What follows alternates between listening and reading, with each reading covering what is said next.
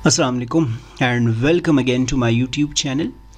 हमने class 12 biology शुरू की है नेशनल बुक फाउंडेशन की और चैप्टर नंबर 1 हम पढ़ रहे हैं। ये हमारा लेक्चर नंबर 4 होगा। इस वाले लेक्चर में हमने स्वेल्विंग और पेरिस्टालसिस के हवाले से डिस्कस करना है। हमने ये देखना है कि ओरल कैविटी से फूड स्टमक की तरफ कैसे जाता है। यहाँ पर मैं ये जो लेक्चर है ये शुरू कर लेता हूँ, लेकिन उससे पहले आप लोग ये फ़्लो चार्ट देख ले। इसका सीक्वेंस में फ़ॉलो कर रहा हूँ। हमने लेक्चर नंबर 1 में इस गैस्ट्रोइंटेस्टिनल ट्रैक्ट और डाइजेस्टिव सिस्टम का इंट्रोडक्शन पढ़ा। लेक्चर नंबर 2 में हमने ओरल कैविटी और माउथ के हवाले से डिस्कशन की। लेक्चर नंबर 3 में हमने फेरिंग्स और एसोफेगस का स्ट्रक्चर डिस्कस किया था। हम लेक्चर नंबर 4 में अभी डिस्कस करते हैं कि ओरल कैविटी में जब यहाँ पर बोलस बन जाता है by the action of tongue, तो वो बोलस यहाँ इस फेरिंग्स की तरफ कैसे आता है, फिर फेरिंग्स से ये यहाँ एसोफेगस की तरफ कैसे जाता है और फिर इस एसोफेगस से यहाँ स्टमक की तरफ कैसे आता है। ये वाला जो प्रोसेस है हमने पूरे का पूरा इस टॉपिक के अंदर डिस्कस करना है। स्वेल्विंग या पेरिस्टालसिस आसान सा है और मेरे ख्याल में कि काफ़ी सारे जो लाइंस है वो मैंने बुक के यूज़ किए हैं। एक दो कुछ लाइंस मैंने इसके अंदर जो है वो ख़ुद से ऐड कर दिए हैं, क्योंकि बुक के अंदर आसान था और काफ़ी डिटेल में डिस्कस किया है। तो मैं चाहता था कि मैं बुक वाले जो सेंटेंसेस है वो यूज़ कर लूँ ताकि उसकी आप लोगों को समझ आ जाए। हम शुरू कर लेते हैं, स्वेल्विंग के बारे में डिस्कशन कर लेते हैं कि क्या लिखा है। The movement of food from mouth into the stomach is achieved by the act of swallowing। ये तो आसान सा पॉइंट है कि जो फूड है या जो बोलस है, यहाँ पर अगर इनके इस बोलस लिखेंगे तो ज़्यादा बेस्ट ऑप्शन हो जाएगा। From mouth to the stomach, यहाँ पर ये बताया जा रहा है आप लोगों के इस डायग्राम के अंदर कि बोलस यहाँ से इस स्टमक के अंदर कैसे आता है। इस प्रोसेस को हम नाम देते हैं स्वेल्विंग। It is facilitated by the secretion of saliva and mucus and involve mouth, pharynx and esophagus। अब जाहिरी सी बात है कि एसोफेगस के अंदर जब बोलस डाउनवर्ड मूव करेगा तो सलाइवा का उसमें रोल होगा ताकि थोड़ा सा फ्रैक्शन जो है वो रिड्यूस हो जाए। तो सलाइवा और जो म्यूकस होता है वो सिक्रीट होंगे फेरिंग्स में, एसोफेगस में। वहाँ पर जो है वो आप लोग बोलेंगे कि फ्रैक्शन रिड्यूस करने के लिए। इस पूरे के पूरे प्रोसेस में स्वेल्विंग में अभी आप लोग देखेंगे कि माउथ का रोल है, स्पेशली टंग का रोल होता है, फेरिंग्स का भी रोल होता है और एसोफेगस के अंदर तो फूड आप लोग बोलेंगे ट्रेवल करता होता है। This whole swallowing process occur in 3 stages. 3 steps में हम फूड जो है वो आप लोग बोलेंगे कि इनगल्फ कर रहे होते हैं। स्टेप नंबर 1 वॉलंटरी स्टेज होता है। The voluntary stage in which the bolus is passed into the oropharynx। जो स्टेप नंबर 1 है वो अभी मैं डिटेल में आप लोगों के साथ डिस्कस करूँगा, उसको हम कंट्रोल करते हैं। स्वेल्विंग का प्रोसेस आप लोग बोलेंगे हम इनिशिएट करते हैं। वो क्या होता है, वो एक वॉलंटरी प्रोसेस होता है। फॉर एग्ज़ाम्पल यहाँ आप लोगों को ये डायग्राम नज़र आ रहा है। स्टेप नंबर 1 में ओरल कैविटी से बोलस को कहाँ की तरफ पुश किया जाता है, आप लोग बोलेंगे कि इस फेरिंग्स की तरफ क्या किया जाता है, पुश किया जाता है। ये पॉइंट आप लोगों को याद होना चाहिए। ये आपकी ओरल कैविटी है और ओरल कैविटी से फूड यहाँ पर आना है इस वाले पार्ट में, तो इस पार्ट को हम क्या नाम देते हैं, ओरोफेरिंग्स नाम देते हैं। इस स्टेप को हम कंट्रोल करते हैं। The pharyngeal stage, the involuntary stage of the bolus through the pharynx into the esophagus। Step number 2 को हम नहीं कंट्रोल कर सकते, वो इनवॉलंटरी होता है, उसको कंट्रोल करना हमारे लिए मुश्किल है। उसमें ऐसा होता है कि यही बोलस जो आप लोग देख रहे हैं फेरिंग्स में मौजूद है, ये यहाँ से इस एसोफेगस की तरफ आ जाएगा। स्टेप नंबर 1 ये है और स्टेप नंबर 2 ये है। एसोफेगस में फूड जब आएगा तो हम इसको नहीं कंट्रोल करते होते, आप लोग बोलेंगे कि ये इनवॉलंटरी प्रोसेस है। The oesophageal stage, the involuntary passage of bolus through the oesophagus into the stomach. तीसरा जो स्टेज होता है उसमें आप लोग बोलेंगे कि वो भी इनवॉलंटरी है और उसमें एसोफेगस से फूड हमेशा कहाँ की तरफ जा रहा होता है, स्टमक की तरफ। आप लोग बोलेंगे कि ये तीसरा स्टेप होता है। 3 स्टेप्स में ये कंप्लीट होता है। इसका पहला स्टेप वॉलंटरी है और जो 2 स्टेप्स है बाद वाले वो इनवॉलंटरी है। स्टेप नंबर 1 में ओरल कैविटी से फूड फेरिंग्स की तरफ जाएगा, स्टेप नंबर 2 में फेरिंग्स से एसोफेगस की तरफ जाएगा, स्टेप नंबर 3 में एसोफेगस से स्टमक की तरफ जाएगा। ये पूरे का पूरा प्रोसेस जो है वो स्वेल्विंग का है। हमने क्या करना है, हमने इस एक एक स्टेज पे थोड़ी देर के लिए डिस्कशन करनी है। इसका हमने डिटेल मैकेनिज्म पढ़ना है कि ये पूरे का पूरा प्रोसेस कैसे होता है। So step number 1 oral phase, इस वाले फेज़ की मैं बात कर रहा हूँ। Swallowing starts when the bolus is forced to the back of the oral cavity and into the oropharynx by the movement of tongue upward and backward against the palate. आप लोग कंसिडर कर ले फॉर वाइल कि आपके oral cavity में अभी कुछ मौजूद है। सपोज करते हैं कि वहाँ पर कोई बोलस है, कोई भी खाने की चीज़ मौजूद है, उसको ज़रा आप लोग स्वेल्व करने की कोशिश कर ले, इनगल्फ करने की कोशिश कर ले। पता है क्या होता है, इस पूरे प्रोसेस में आपका जो टंग होगा ना, वो क्या होगा, वो इस बोलस को बैक साइड की तरफ पुश कर देगा, बैक साइड की तरफ उसको फोर्स कर देगा। कैसे फोर्स करेगा, टंग खुद आप लोग बोलेंगे कि जो पैलेट होता है, ओरल कैविटी का जो अपर चत होता है, उसके साथ अटैच हो जाएगा और बैकवर्ड पे आप जैसे बोले कि के पूरे जो फूड है उसको बैक साइड पे क्या कर देगा, पुश कर देगा। These action constitute a voluntary stage of the swallowing. जाहिर सी बात है कि ये टंग को आप खुद कंट्रोल कर रहे हैं। टंग एक स्केलेटल मसल है और उसकी मूवमेंट को हम कंट्रोल कर सकते हैं। तो जब वो बोलस को बैक साइड पे पुश कर रहा होता है तो आप बोलेंगे कि ये कौन सा स्टेज होता है, ये वॉलंटरी स्टेज होता है, इसको हम कंट्रोल कर सकते हैं। ये स्टेप नंबर 1 होगा। जो स्टेप नंबर 2 है उसको हम फेरेंजियल स्टेज बोलते हैं, जो कि फेरिंग्स में आकर हो रहा होता है। Starts with the stimulation of tactile receptors in the pharynx. Swallow reflex are initiated. जब फूड या बोलस यहाँ पर इस फेरिंग्स में आता है तो लिखा है टेक्टाइल रिसेप्टर्स होते हैं, टच रिसेप्टर्स होते हैं। जैसे ही फूड यहाँ पर फेरिंग्स के साथ क्या हो जाएगा, अटैच हो जाएगा, तो उसके बाद इनवॉलंटरी प्रोसेस शुरू हो जाएगा। स्वेल्व रिफ्लेक्स का मतलब इनवॉलंटरी प्रोसेस जो है वो क्या हो जाएगा, इनिशिएट हो जाएगा। मज़ीद हम इस बोलस को कंट्रोल नहीं कर पाएंगे। Soft palate lift to cut off nasal passageway, air passageway. मैं अभी आप लोगों को नेक्स्ट डायग्राम में दिखाऊंगा कि सॉफ्ट पैलेट क्या कर देता है, वो नेजल पैसेजवे को बंद कर देता है। Bolus move over back tongue and the tongue block the oral cavity to prevent the food going to the oral cavity. ये डायग्राम के अंदर मैं आप लोगों को समझाने की कोशिश करता हूँ कि स्टेप नंबर 1 में तो बोलस यहाँ पर आया है इस वाले फेरिंग्स रीजन में। अब अगर इनकेस आप लोग देखेंगे ना तो ये जो बोलस है ये नेज़ल कैविटी की तरफ जा सकता है। यहाँ देख ले, ऊपर भी तो पैसेज वे है ना। अगर इनकेस बोलस नेज़ल कैविटी की तरफ जाएगा तो फिर तो ये मसला होगा। इसी वजह से आप लोगों की बुक में लिखा है कि सॉफ्ट पैलेट क्या करता है, वो ऊपर की तरफ हो जाता है और वो नेज़ल जो पैसेज वे है उसको ब्लॉक कर देता है। ये वाला जो आप लोगों को सॉफ्ट पैलेट नज़र आ रहा है ये इस एरिया को क्या कर देगा, ब्लॉक कर देगा। इसी के साथ साथ लिखा है bolus move over back tongue and the tongue block the oral cavity to prevent the food going to the oral cavity. ये जो बोलस है ये वापस भी तो यहाँ पर ओरल कैविटी में आ सकता है, लेकिन यहाँ पर जो टंग मौजूद होता है वो उसको इधर नहीं आने देता, उसको ब्लॉक करता है और यहाँ पर पीछे दोबारा आप लोग बोलेंगे कि फेरिंग्स की तरफ पुश कर देता है। Epiglottis is pushed backward over लैरिंग्स।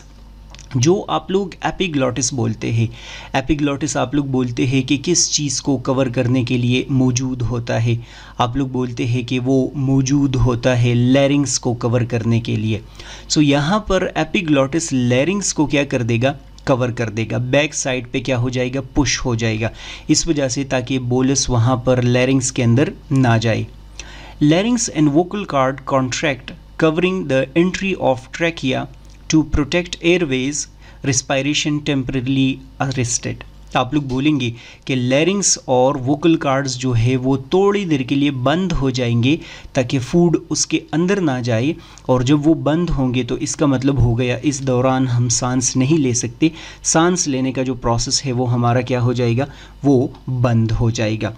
ये कौन सा स्टेप था, ये आप लोग बोलेंगे स्टेप नंबर 2 है। Upper oesophageal sphincter open to allow passage to the oesophagus. आप लोगों ने डिस्कस किया था ना कि ये एसोफेगस है और यहाँ पर एक रिंग ऑफ मसल मौजूद होता है, उसको हम बोलते हैं अपर एसोफेजियल स्फिंक्टर। वो ओपन हो जाएगा और बोलस यहाँ से नीचे की तरफ क्या करना शुरू कर देगा, ट्रेवल कर देगा।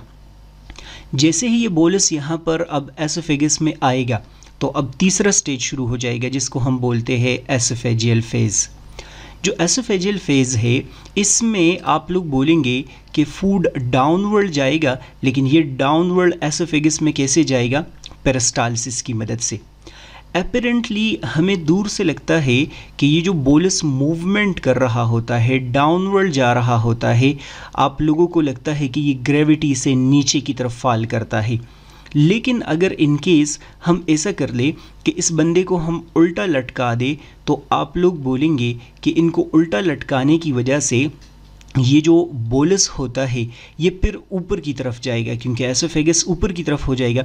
तो अगर इनकी इस ग्रेविटी की मदद से होता तो फिर नीचे फॉल करता, लेकिन नहीं, ये ग्रेविटी की मदद से नहीं हो रहा। आप लोग डिस्कस करेंगे कि ये किस चीज़ की मदद से हो रहा है। एक फोर्स की मदद से फूड नीचे जाता है और उस फोर्स को हम बोलते हैं पेरिस्टाल्सिस। अब पेरिस्टाल्सिस क्या होता है इसको हमने डिटेल में डिस्कस करना है। तो स्वेल्विंग का प्रोसेस अगर इनके इस पेपर में आता है आप लोगों ने इस पे यही नोट्स लिखने हैं, लेकिन अगर इनकी इस पेरिस्टाल्सिस आता है तो उस पे आप लोगों ने जो डिस्कशन करनी है वो अब मज़ीद ये वाली करनी है। Peristalsis is a wave-like muscular contraction that propel food and fluid through the digestive tract and other tubular organ। पहली बात तो आप लोगों को ये पता होनी चाहिए कि पेरिस्टाल्सिस क्या होता है। ये एक वेव लाइक मस्कुलर कॉन्ट्रैक्शन होता है। पहली बात, ये वेव लाइक मस्कुलर कॉन्ट्रैक्शन कहाँ होता है, आप बोलेंगे हमेशा ये डाइजेस्टिव सिस्टम में होगा, डाइजेस्टिव ट्रैक्ट में होगा। इसका मतलब एसोफेगस में भी है, स्टमक में भी है, स्मॉल इंटेस्टाइन में भी है, लार्ज इंटेस्टाइन में भी मौजूद है। ठीक है, आप लोग बोलेंगे कि ज़्यादातर हमें जो नज़र आ रहा होता है वो स्मॉल इंटेस्टाइन और लार्ज इंटेस्टाइन के अंदर नज़र आ रहा होता है।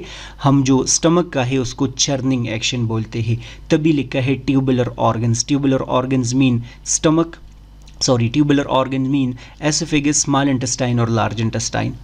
इस पेरिस्टाल्सिस का पर्पस क्या होता है, ये आप लोग बोलेंगे कि जितना भी फ्लूइड होता है, जितना भी फूड होता है उसको पुश करना होता है, आगे की तरफ धक्का देना होता है ताकि फूड जो है वो डाइजेस्टिव सिस्टम के अंदर ट्रेवल करता रहे, आगे बढ़ता रहे। It is involuntary rhythmic process. Involuntary हम इसको कंट्रोल नहीं कर सकते, काफ़ी सारी एनर्जी हमारे बॉडी की इसके ऊपर लग रही होती है। रिदमिक प्रोसेस का मतलब कि ये स्टॉप नहीं होता, ये वक्फे से हमारे बॉडी के अंदर, हमारे डाइजेस्टिव सिस्टम के अंदर चल रहा होता है, हमेशा फॉरवर्ड डायरेक्शन में होता है। आप लोग बोलेंगे कि एंटेरोग्रेड डायरेक्शन में होता है, आगे वाले डायरेक्शन में होता है। कभी कभार अगर ये रिवर्स हो जाए तो हम इसको एंटी पेरिस्टाल्सिस बोलते हैं। ऐसे की तरफ फूड को पुश किया जाएगा, लेकिन अगर बैकवर्ड हो तो इसको हम क्या बोलेंगे, रिवर्स पेरिस्टाल्सिस या एंटी पेरिस्टाल्सिस हम इसको बोलेंगे। कहाँ से शुरू होता है, स्टार्टिंग फ्रॉम एसोफेगस, और आप लोग बोलेंगे कि इंटेस्टाइन और अदर सिस्टम्स के अंदर ये कंप्लीट होता है। आगे आप लोग बोलेंगे कि even urinary system, reproductive system में भी ये पेरिस्टाल्सिस होता है, ये वेव लाइक कॉन्ट्रैक्शन चल रहा होता है। नेक्स्ट पॉइंट, हमने इसका मैकेनिज्म डिस्कस करना है कि ये कैसे होता है। सो पेरिस्टाल्सिस आप लोगों ने पढ़ा कि वेव लाइक मूवमेंट है, डाइजेस्टिव ट्रैक्ट में होता है, लेकिन और सिस्टम में भी मौजूद होता है। हमेशा इनवॉलंटरी प्रोसेस होगा, रिदमिक प्रोसेस होगा।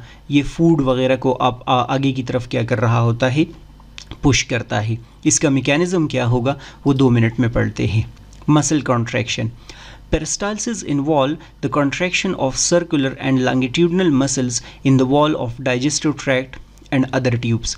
अगर हम सिर्फ और सिर्फ डाइजेस्टिव सिस्टम की बात करते हैं तो आप लोग बोलेंगे कि यहाँ पर मौजूद होते हैं क्या सर्कुलर मसल्स, और इसी के साथ साथ आप लोग बोलेंगे कि यहाँ पर मौजूद होते हैं लॉन्गिट्यूडनल मसल्स जो कि ऐसे लेंथ वाइज डिस्ट्रीब्यूट हो गए होते हैं। तो लिखा है कि पेरिस्टालसिस कौन कौन से मसल्स की वजह से होता है, सर्कुलर और लॉन्गिट्यूडनल मसल्स की वजह से होता है जो कि पूरे के पूरे डाइजेस्टिव ट्रैक्ट में मौजूद होते हैं। wave like movement, these contraction create a wave like motion that push the contents along। अभी आप लोग जो एसोफेगस देख रहे हैं वो काफ़ी स्ट्रेट ट्यूब है, लेकिन टेक्निकली ये आप लोगों को ऐसे स्ट्रेट ट्यूब नज़र नहीं आएगा। जब हम इसको देख रहे होते हैं सो हमें ये इस अंदाज में नज़र आ रहा होगा। क्यों इस अंदाज में नज़र आ रहा होगा? क्योंकि ये बोलस को मुसलसल क्या कर रहा होता है, पुश कर रहा होता है। तो इसके अंदर ये जो पेरिस्टालसिस जा रहा है ये बाकायदा एक वेव आगे की तरफ जैसे बढ़ता जा रहा होता है और फूड को पुश किया जाता होता है। Entry process, the process is controlled by nervous system, particularly mesenteric plexus in the digestive tract। यहाँ आप लोगों ने डिस्कस किया है कि जो पेरिस्टालसिस है एक तो मस्कुलर कॉन्ट्रैक्शन की वजह से होता है जिसमें सर्कुलर और लॉन्गिट्यूडनल मसल्स इन्वॉल्व होते हैं, दूसरा आप लोग बोलते हैं ये वेव लाइक मूवमेंट है, और तीसरा आप लोग डिस्कस करते हैं ये इनवॉलंटरी प्रोसेस है, हम इसको नहीं कंट्रोल करते, इसको हमेशा नर्वस सिस्टम कंट्रोल करता है। कौन सा नर्वस सिस्टम इसको कंट्रोल करता है?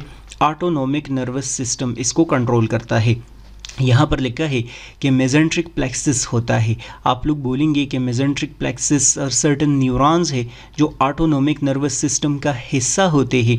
ये हमारे डाइजेस्टिव सिस्टम के वॉल में मौजूद होते हैं। जैसे फूड आता है इसको स्टिमुलेट करते हैं तो इसके स्टिमुलेशन की वजह से ये जो पेरिस्टालसिस प्रोसेस है ये क्या हो रहा होता है, इनिशिएट हो रहा होता है। बुक के अंदर ये सिर्फ और सिर्फ 3 पॉइंट्स डिस्कस किए हैं, पूरे का पूरा मैकेनिज्म नहीं डिस्कस किया, यहाँ पर मैं समझाने की कोशिश करता हूँ। ये आप लोगों को एक बोलस नज़र आ रहा है, सपोज करते हैं फॉर ऑयल स्मॉल इंटेस्टाइन के अंदर ये मूव कर रहा है। अगर आप लोग देखेंगे ना तो इस पूरे प्रोसेस में चल क्या रहा है, इस बोलस के बिहाइंड, इस बोलस के पीछे ये वाला एरिया कॉन्ट्रैक्ट हो गया है, ये वाला एरिया कॉन्ट्रैक्टेड चल रहा है। ये कॉन्ट्रैक्टेड एरिया आप लोग बोलेंगे कि जैसे इस बोलस को आगे की तरफ क्या कर रहा हो, पुश कर रहा हो। सो इसी वजह से लिखा है कि a wave of smooth muscle relaxation move ahead of the bolus allowing the digestive tract to expand. ये जो बोलस है लिखा है कि इसके आगे की तरफ अगर देखा जाए तो एक वेव ऑफ रिलैक्सेशन चल रहा होता है। बोलस से आगे मसल्स रिलैक्स है, लेकिन a wave of contraction of smooth muscle behind the bolus propel it to the digestive tract. लेकिन इसके पीछे अगर देखा जाए, बोलस के पीछे अगर देखा जाए तो वेव ऑफ कॉन्ट्रैक्शन जा रहा है। इस डायग्राम में चूंकि ज़्यादा क्लियरली आप लोगों को नज़र नहीं आ रहा, इस वजह से मैंने ये दिखाया है कि बोलस डाउनवर्ड जा रहा है तो आप लोग देख ले उसके पीछे क्या है, वेव ऑफ कॉन्ट्रैक्शन है। लेकिन अगर आप लोग देखेंगे तो ये वाला पार्ट आप लोगों को रिलैक्स्ड नज़र आ रहा है। ये वेव ऑफ कॉन्ट्रैक्शन आप लोग देख ले बोलस को डाउनवर्ड क्या कर रहा होता है, पुश कर रहा होता है। तो बिल्कुल आप लोग पेरिस्टालसिस को इस अंदाज में डिफ़ाइन कर सकते हैं कि wave of contraction behind the food होता है और वेव ऑफ जो रिलैक्सेशन होता है वो in front of the food होता है, जो कि बोलस को आगे की तरफ क्या कर रहा होता है, पुश करके लेके जा रहा होता है। ये बात किस चीज़ के हवाले से है ये आप लोगों को पता होना चाहिए। मैं वैसे ही कभी कभार क्लासेस में बोलता हूँ, एक पॉइंट है, आइडिया है कि आप लोग देखें ना कि प्लास्टिक बैग के अंदर दही मौजूद है, ठीक है। ये दही आपने यहाँ पर किसी बर्तन के अंदर क्या कर दिया, डाल दिया। अब मुझे ये बताओ कि प्लास्टिक बैग से तो दही आपने डाल दिया, लेकिन इस प्लास्टिक बैग के अंदर अभी भी मज़ीद दही मौजूद है या नहीं है, इनके वॉल्स के ऊपर है ना। उसको निकालने के लिए क्या करना पड़ेगा, आप दोनों फिंगर्स की मदद से यहाँ पर इसको स्क्वीज़ कर दे और स्क्वीज़ करके सारे का सारा दही जो है वो बाहर इससे अंदर से निकाल दे।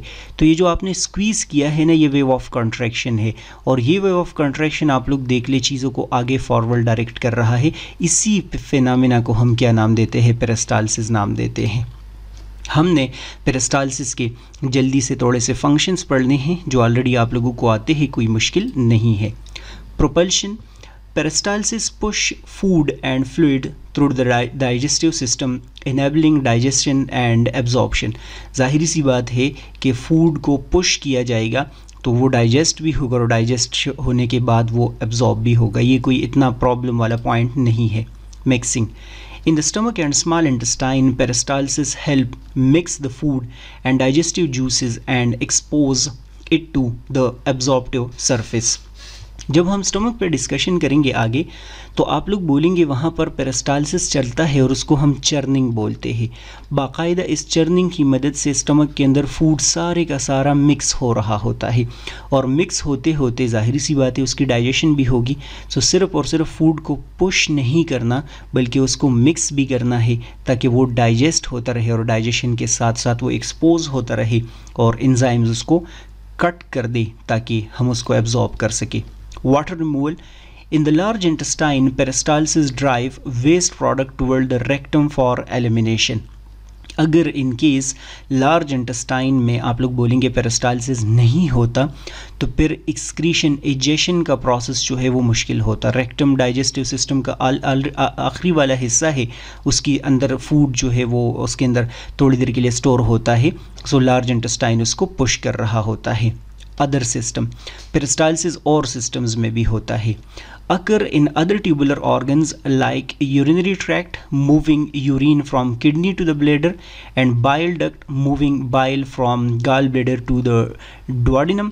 और इसी के साथ साथ आप लोग बोलेंगे कि peristalsis even female reproductive system में भी अकर होता है ताकि वो एग को जो है वो आगे यूट्रस के टूवर्ड्स पुश कर दे।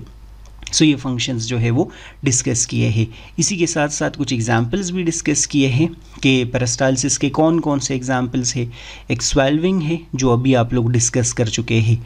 दूसरा डिस्कस किया है डाइजेशन जो स्मॉल इंटेस्टाइन के अंदर या स्टमक के अंदर होता है वो उसको पुश किया जाता है। और तीसरा डिस्कस किया है कि वाटर रिमूवल जो लार्ज इंटेस्टाइन में हो रहा होता है, ये उसके एग्जांपल्स डिस्कस किए हैं। वहाँ फंक्शन कोई मसला नहीं है, दोनों जो है वो सेम है। तो खैर ये तो आसान सा था, इसमें कोई इतना मसला नहीं होगा।